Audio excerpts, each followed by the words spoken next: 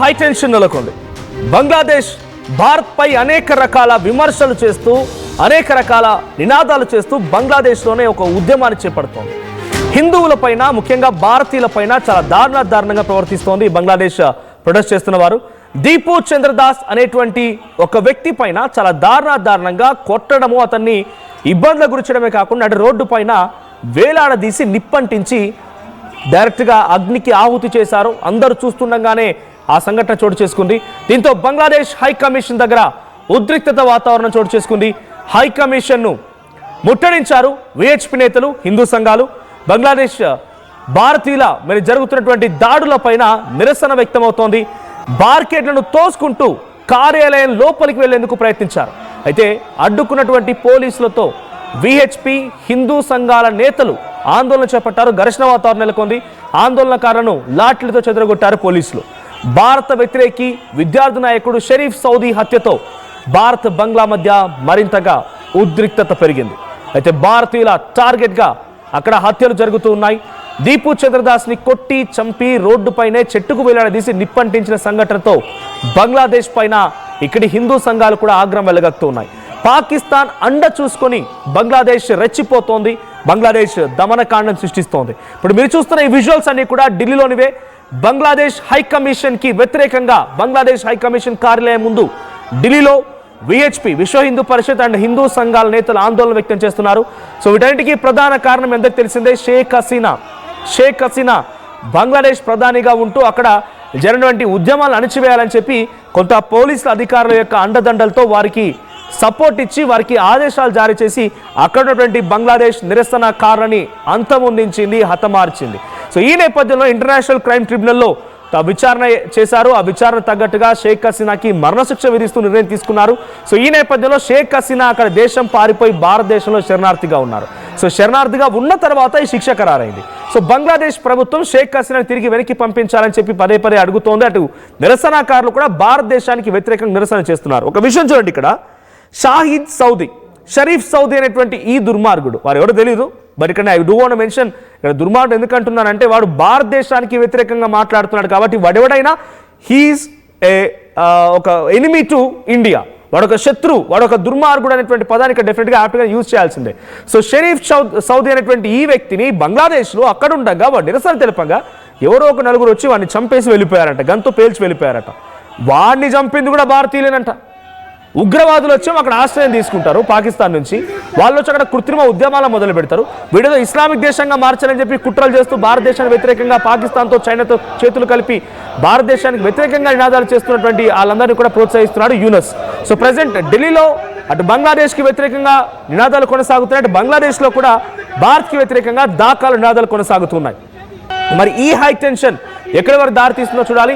Yes, మా ప్రతినిధి Delhi high commission కార్యాలయం నుంచి నవీన్ లైవ్ లో సిద్ధంగా ఉన్నారు. Naveen, so present high commission కార్యాలయం దగ్గర ఎటువంటి సిచ్యువేషన్ ఉంది, అక్కడ ఎటువంటి వాతావరణం నెలకొంది? అటువైపు బంగ్లాదేశ్ రాజధాని ఢాకాలో కొంత హై టెన్షన్ ఉండగా ఇటు భారతదేశపు రాజధాని ఢిల్లీలో కూడా హై టెన్షన్ ఉంది. ఒకరిపై ఒకరు పరస్పరంగా నినాదాలు చేసుకుంటున్నారు. అటు బంగ్లాదేశ్లో ఏకంగా భారతీయులకు సంబంధించినటువంటి వ్యక్తులపైన చాలా దారుణంగా ప్రవర్తిస్తున్నారు. సో ఢిల్లీలో హై టెన్షన్కి సంబంధించి గవర్నమెంట్ రియాక్షన్ ఏంటి? ఎగ్జాక్ట్ గా నేను ఢిల్లీలో బంగ్లాదేశ్ హై కమిషన్ కార్యాలయం దగ్గర ఉన్నాను. ఒకసారి మీకు ఆ వీసాస్ కూడా చూపించేటువంటి ప్రయత్నం చేస్తాను. ఈ రోజు ఉదయం నుంచి కూడా పెద్ద ఎత్తున బజరంగ దళంతో పాటు విహెచ్పి సంబంధించిన నేతలందరూ కూడా బంగ్లాదేశ్ హై కమిషన్ ని ముట్టడించేందుకు ఇక్కడ చేరుకోవడం జరిగింది. కొంతమందిని పోలీసులు అరెస్ట్ కూడా చేసినటువంటి పరిస్థితులు ఉన్నాయి. ఏదైతే బంగ్లాదేశ్ లో ఇటీవల భారతీయులపై జరుగుతున్నటువంటి దాడికి నిరసనగా ఈ రోజు పెద్ద ఎత్తున హిందూ సంఘాలతో పాటు విహెచ్పి నేతలందరూ కూడా ఇటు బంగ్లాదేశ్ హై కమిషన్ ని ముట్టడించేందుకు కూడా ఢిల్లీకి కూడా వచ్చినటువంటి పరిస్థితి తెలుపుతుంది. ముఖ్యంగా ఇటు ఢిల్లీలోనే కాకుండా ఢిల్లీ, హర్యానా, పంజాబ్ చెందినటువంటి హిందూ సంఘాల నేతలందరూ కూడా పెద్ద ఎత్తున ఇక్కడ చేరుకున్నటువంటి దృశ్యాలు కూడా మాకు చూపించేటువంటి ప్రయత్నం చేస్తున్నాను. పూర్తి స్థాయిలో బారికేడ్ అవతల ఆందోళన చేస్తున్నటువంటి ఆ నేతలందరూ కూడా అక్కడ అడ్డుకున్నటువంటి దృశ్యాలు కూడా మనకు కనిపిస్తున్నాయి. పెద్ద ఎత్తున పోలీసులు కూడా ఇక్కడ చేరుకున్నారు. ఎవరిని కూడా లోపలికి అనుమతించకుండా పూర్తి స్థాయిలో కట్టుదిట్టమైనటువంటి ఆ భద్రత కూడా ఏర్పాటు చేసినటువంటి దృశ్యాలు కూడా మనకి కనిపిస్తుంది. ఎందుకంటే ఇటీవల కాలంలోనే బంగ్లాదేశీలు ఇటు భారత్ పై చేస్తున్నటువంటి దాడికి సంబంధించినటువంటి అంశాలపై కూడా పెద్ద ఎత్తున భారత సర్కార్ కూడా కొంత సీరియస్ గా తీసుకున్నటువంటి పరిస్థితి నెలకొంది. ప్రస్తుతం మనతో పాటు కొంతమంది ఉన్నారు, వారిని అడిగి తెలుసుకుందాము.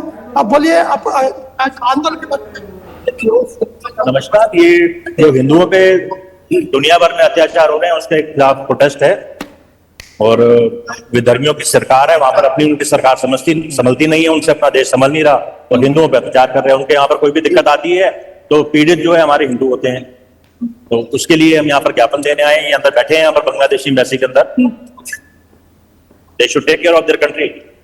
ఖచ్చితంగా కూడా మేము హెచ్చరిస్తున్నాము. మళ్ళీ ఇటువంటి సంఘటనలు రిపీట్ అయితే మాత్రం పెద్ద ఎత్తున ఆందోళన చేస్తాము, పెద్ద ఎత్తున బంగ్లాదేశ్ పై కూడా మేము అటాక్ చేస్తామని చెప్పేసి కూడా ఇక్కడ ఉన్నటువంటి కొంతమంది హిందూ సంఘాలు కూడా చెప్పడం జరుగుతుంది. ప్రస్తుతం నేను చూపిస్తున్నా ఇక్కడ రైట్ సైడ్ లో ఇది బంగ్లాదేశ్ హై కమిషన్ ఉన్నటువంటి ఆ భారీ గేట్స్. కేవలం 100 మీటర్ల దూరంలోనే ఇక్కడ ఉన్నటువంటి ఆందోళనకారులందరూ కూడా నిలిపివేశారు. ఎవరిని కూడా లోపలికి అనుమతిస్తలేదు. ఎందుకంటే దాదాపు కొన్ని రోజుల నుంచి కూడా ఇటు ఢిల్లీలో ఉన్నటువంటి బంగ్లాదేశ్ హై కమిషన్ వద్ద కట్టుదిట్టమైనటువంటి భద్రత కూడా ఏర్పాటు చేశారు. ఎందుకంటే ఆల్రెడీ బంగ్లాదేశ్ లో బంగ్లాదేశ్ మధ్య కూడా ఉన్నటువంటి పరిస్థితులు, ఇక్కడ ఉన్నటువంటి ఆందోళన ఇంకా ఉధృతంగా జరిగేటువంటి అవకాశాలు ఉన్నాయి. కాబట్టి పెద్ద ఎత్తున పోలీసు కూడా బందోబస్తు కూడా ఏర్పాటు చేశారు. అక్కడ హిందూ సంఘాలందరూ కూడా అంటే ఉదయం 10 గంటల నుంచే హిందూ సంఘాలందరూ కూడా ఇక్కడ చేరుకొని ఎట్టి పరిస్థితుల్లో బంగ్లాదేశ్ అయితే ఢిల్లీలో ఉన్నటువంటి బంగ్లాదేశ్ హై కమిషన్ పూర్తి స్థాయిలో మేము నేలమట్టం చేస్తాము. ఎందుకంటే హిందువులపై జరుగుతున్నటువంటి ఈ దాడులు ఇది సరైనటువంటి కాదు. ఖచ్చితంగా వారికి బుద్ధి చెప్పి తీరుతాం. ఇప్పటికైనా వారు మారకపోతే కూడా మేమందరం కూడా బంగ్లాదేశ్కి వెళ్ళి పూర్తి స్థాయిలో వారిని నేలమట్టం చేస్తామని చెప్పేసి కూడా పెద్ద ఎత్తున హిందూ సంఘాల నేతలందరూ కూడా ఆందోళన కూడా చేపట్టడం జరుగుతుంది. మనకి ఇక్కడ నవీన్, అంటే అటు బంగ్లాదేశ్ రాజధానిలో కూడా ఇటువంటి నినాదాలే కొనసాగుతున్నాయి. ముఖ్యంగా అంటున్నట్టుగా ఇండియన్స్ ఆర్ అక్కడ చెప్తున్నటువంటి ప్రతినిధుల మేరకి హిందువుల పైన దాడులు కొనసాగుతూ ఉన్నాయి. ఒక వ్యక్తిని రోడ్డుపైకి తీసుకొచ్చి చెట్టుకు వేలాడదీసి నిప్పంటించారంటేనే ఎంతటి ఆగ్రహావేశాలు వాళ్ళు వెలగక్కుతున్నారు భారతీయుల పైన అర్థమవుతోంది. భారతదేశానికి వ్యతిరేక నినాదాలు కొనసాగుతున్నాయి. ఇంకోవైపు భారతదేశ రాజధాని ఢిల్లీలో కూడా ఇదే రకమైన నినాదాలు కొనసాగుతున్నాయి. ఇందాక మీరు మాట్లాడించినటువంటి ఆ వ్యక్తితో కూడా మాటల్లో ఆగ్రహం కనబడుతోంది. ఇటు రెండు దేశాల్లో కూడా ఇదే సిచ్యువేషన్ ఉంది. సో ఇండియన్ గవర్నమెంట్ రియాక్షన్ ఏంటి? ఇప్పటివరకు ఎందుకు రెస్పాండ్ కాకుండా ఉండిపోయింది? వాళ్ళ మెయిన్ డిమాండ్ వచ్చేసి షేక్ హసీనాని వదిలిపెట్టడమే. సో దానిపై ఇంతవరకు ఇక్కడ కూడా సెంట్రల్ గవర్నమెంట్ రియాక్ట్ అయిన దాఖలాలు ఏం చేయబోతోంది? ప్రభుత్వం ఎందుకు సైలెంట్ గా ఉందనుకోవాలి? ఖచ్చితంగా అంటే షేక్ హసీనా సంబంధించినటువంటి అంశాలతోటే ఇటు బంగ్లా భారత్ మధ్య కొంత ఉధృతమైనటువంటి పరిస్థితి నెలకొనే వైపు బంగ్లాదేశ్ ప్రభుత్వం కూడా గతంలోనే భారత్ కూడా ఒక లేఖ కూడా రాయడం జరిగింది. ఖచ్చితంగా షేక్ హసీనాని విడుదల కూడా చేయాలని చెప్పేసి కూడా వారు ఆ లేఖలో ప్రస్తావించినటువంటి పరిస్థితి నెలకొంది. దాని తర్వాత భారత్ ప్రభుత్వం స్పందించలేదు. కానీ ఇప్పుడు కొంత ఉద్రిక్తమైనటువంటి పరిస్థితి నెలకొన్నాయి.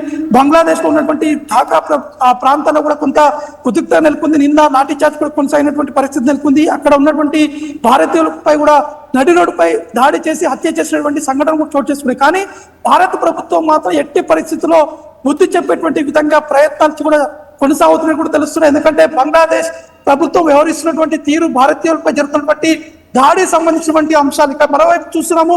ఇక్కడ కొంతమంది స్టూడెంట్స్ కూడా వారు ఆందోళన చేసేందుకు కూడా వారు ఇక్కడికి వస్తున్నటువంటి ఆ దృశ్యాలు కూడా కనిపిస్తున్నాయి. కేవలం ఢిల్లీకి సంబంధించినటువంటి వారు కాకుండా ఇంకా అనేక ప్రాంతాల నుంచి కూడా ఖచ్చితంగా బంగ్లాదేశ్ ఢిల్లీలో ఉన్నటువంటి హై కమిషన్ వద్ద కూడా పెద్ద ఎత్తున ఆందోళన చేసేందుకు ఇటు యూనివర్సిటీకి సంబంధించినటువంటి విద్యార్థులు కావచ్చు, ఇంకా ఢిల్లీ, హర్యానా, పంజాబ్ ఇటు చుట్టుపక్కల ఉన్నటువంటి విద్యార్థి సంఘాలందరూ కూడా పెద్ద ఎత్తున ఢిల్లీకి కూడా చేరుకున్నటువంటి ఆ దృశ్యాలు కూడా కనిపిస్తున్నాయి.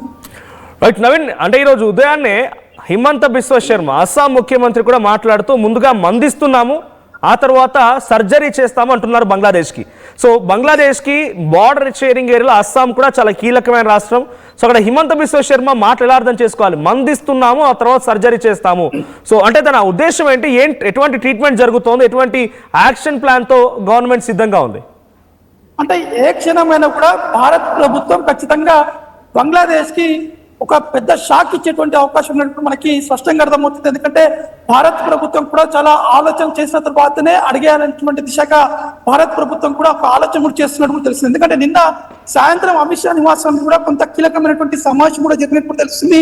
ఇంటర్నల్ గా ఉన్నటువంటి సెక్యూరిటీ ఏజెన్సీ సంబంధించినటువంటి వారితో పాటు ఇటు సరిహద్దులు ఉన్నటువంటి పోలీసు ఉన్నత స్థాయి అధికారులతో కూడా అమిత్ షా నివాసంలో ఒక సమావేశం కూడా ఏర్పాటు చేసి ఏ విధంగా ముందుకు వెళ్ళాలి, బంగ్లాదేశ్ ప్రభుత్వం వ్యవహరిస్తున్నటువంటి తీరు సంబంధించినటువంటి అంశాలపై చాలా సీరియస్ గా ఉన్నట్టు తెలిసింది. కాబట్టి ఈ అంశాలని కూడా ఖచ్చితంగా వారికి తగిన బుద్ధి చెప్పేటువంటి విధంగా కూడా భారత్ ప్రభుత్వం సరైనటువంటి యాక్షన్ ప్లాన్ వేస్తున్నట్టు తెలిసింది. ఎందుకంటే ఇప్పుడు భారత్ ప్రభుత్వం ఎక్కడైనా కూడా ఏ దేశాలైనా కూడా ఏదైనా చేయాలంటే ఖచ్చితంగా మొదటిగా మౌనం పాటిస్తుంది. దాని తర్వాత ఒకసారిగా అటాక్ చేస్తున్నటువంటి సిచ్యువేషన్ గతంలో పాకిస్తాన్ సంబంధించినటువంటి అంశాలు కూడా మనం చూసాం. కానీ ఇదే తరహాలో బంగ్లాదేశ్ కూడా బుద్ధి చెప్పేటువంటి ఆ పరిస్థితులు మళ్ళీ మరికొద్ది గంటలు లేదా మరికొద్ది రోజుల్లో వచ్చేటువంటి అవకాశం మీకు తెలుస్తుంది. I mean as of now Bangladesh నుంచి భారత్ కు వ్యతిరేకంగా కుట్రలు జరుగుతున్నాయి. దీని వెనుక డెఫినెట్ గా పాకిస్తాన్ హస్తం ఉందనేది ఎవరు చెప్పినా చెప్పకపోయినా అది ముమ్మాటికి నిజం. At the same time Jaish ఈ మహమ్మద్ ఉగ్రవాద సంస్థకు సంబంధించిన కొంతమంది ఉగ్రవాదులు కూడా బంగ్లాదేశ్ టు ఇండియా ఈ బార్డర్ మధ్యలో కొన్ని రోజుల పాటు తిష్ట వేసుకొని కూర్చున్నట్టు తెలుస్తోంది. చాలా వరకు రికార్డ్స్ లో రా ఏజెన్సీలు కూడా మనం బయట పెట్టానట్టుగా మాట్లాడుకున్నాం. మనం కూడా చాలా అంశాలు పైన అనాలిసిస్ చేశాం. సో ఆ తర్వాత నుంచి ఈ కృత్రిమ ఉద్యమాలు మొదలయ్యాయి. సో అటు బంగ్లాదేశ్ వైపు నుంచి భారత ప్రభుత్వానికి ఎక్కడైనా లీగల్ గా అంటే షేక్ హసీనా అప్పగించమని ఒక లెటరో యూఎస్ నుంచో లేకపోతే అక్కడ ఇంటర్నేషనల్ క్రైమ్ ట్రిబ్యునల్ కోర్టు నుంచో తను ఎక్కడుందన్న విషయం అందరికీ తెలిసిందే. సో అటువైపు నుంచి ఏదైనా లీగల్ ప్రొసీడింగ్స్ ప్రకారంగా ఒక లెటర్ కానీ ఒక రిక్వెస్ట్ లెటర్ కానీ ఏదైనా వచ్చిందా? అంటే రీసెంట్ గానే యుఎస్ ప్రభుత్వం కూడా భారత ప్రభుత్వాన్ని ఇతర దేశాలతో కూడా కొంత ఒత్తిడి తీసుకొచ్చేటువంటి ప్రయత్నాలు కూడా చేశారు. కానీ భారత ప్రభుత్వం దానిపై ఎవరు ఎంత ప్రెజర్ చేసినా కూడా ఎవరితోటి ఎటు రెస్పాన్స్ అయితే ఇవ్వలేదు. కానీ ఇప్పుడున్నటువంటి ప్రెజెంట్ సిచ్యువేషన్ లో భారత ప్రభుత్వం కూడా కరాఖండిగా వారు సమాధానం కూడా చెప్పేటువంటి అవకాశం ఉన్నట్టు కూడా తెలుస్తుంది. ఎందుకంటే భారత ప్రభుత్వం ప్రతి ఒక్క ఇన్ఫర్మేషన్ లాగిన తర్వాతనే సరైనటువంటి ఆ బుద్ధి చెప్పేటువంటి దిశ కూడా వారు ప్రయత్నం చేస్తున్నట్టు తెలుస్తుంది. ఎందుకంటే పాకిస్తాన్ ఎట్టి పరిస్థితుల్లో బంగ్లాదేశ్ వెనకాల నుండి కూడా నడిపిస్తుందనే అంశాలు కూడా ఆల్రెడీ ఇంటెలిజెన్స్ సంబంధించినటువంటి విభాగాలు కూడా కొంత సమాచారం కూడా సేకరించి ఇటు ఆ హోంశాఖ మంత్రికి కూడా వారు సమాచారం కూడా ఇచ్చారు. కానీ ఇవన్నీ అంశాలను కూడా పరిగణ తీసుకున్న తర్వాత పూర్తి స్థాయిలో ఇన్ఫర్మేషన్ వచ్చిన తర్వాతనే దీనిపై యాక్షన్ ప్లాన్ ముందున్నటువంటి అవకాశాలు ఉన్నట్టు కూడా తెలుస్తుంది.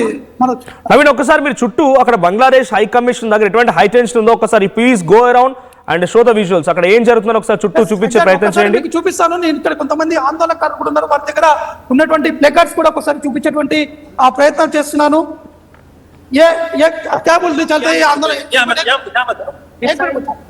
అంటే అందరూ కూడా వారందరూ ఆందోళనకారులపై కలిసి పంపించేటువంటి ప్రయత్నాలు చేస్తున్నారు. ఎందుకంటే ప్రతి ఒక్కరు హిందూ సంఘాలతో పాటు ఇక్కడ ఉన్నటువంటి ఆందోళనకారు పెద్ద ఎత్తున ఫైర్ తోటి ఇక్కడ రావడం జరిగింది. ఎట్టి పరిస్థితుల్లో బంగ్లాదేశ్ హై కమిషన్ ని నేలమట్టం చేస్తాము, ఎందుకంటే హిందువులపై జరుగుతున్నటువంటి దాడులను మేము సహించాము, ఖచ్చితంగా వారికి చెప్పేటువంటి విధంగా మేము ఇక్కడి నుంచి వెళ్తామని చెప్పేసి కూడా వాళ్ళు కూడా చెప్తున్నారు. ఒకసారి పూర్తి స్థాయిలో ఇక్కడ చూస్తున్నాం. ఒకసారి బస్సు కూడా అడ్డం పెట్టినటువంటి దృశ్యాలు కూడా కనిపిస్తున్నాయి.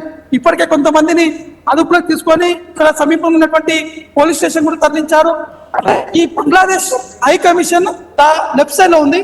ఇక్కడ ఆందోళన చేస్తున్నటువంటి వారు ఈ రైట్ సైడ్ లో పూర్తి స్థాయిలో బస్సుకు అడ్డం పెట్టి బారికేడ్స్ ఏర్పాటు చేసి 3 అంచెల బారికేడ్స్ కూడా ఏర్పాటు చేసి వారు కొన్ని లోపల కూడా అనుమతించట్లేదు. కానీ ఎట్టి పరిస్థితులు మాత్రం సాయంత్రం వరకైనా సరే మేము ఇక్కడనే ఉంటాము, ఖచ్చితంగా బంగ్లాదేశ్ ప్రభుత్వం